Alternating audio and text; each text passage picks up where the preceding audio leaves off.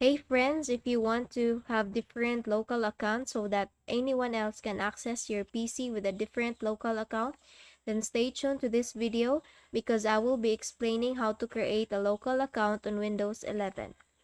The method is very simple. All you have to do is to make a right click on our Windows icon, then click on Settings. From the left pane, in the menu option, click Accounts. Then here you have to scroll down and you will find other users. So add another user will appear. Click on add account.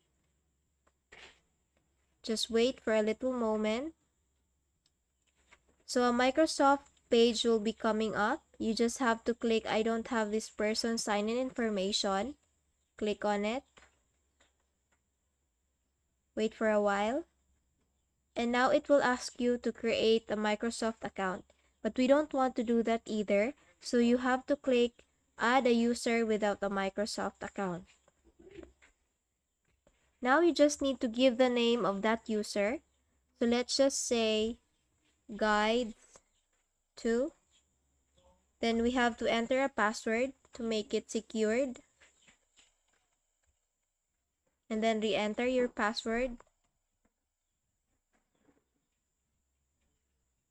So next it will ask you some security questions. We just have to answer all of these three. So let me just quickly fill out all this information.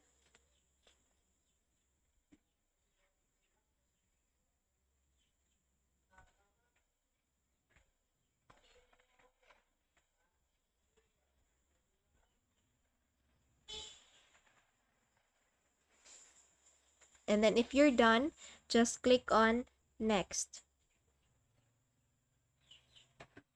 Now you can see that the account has been created, this one. So if I go back and close this, if I try to sign out,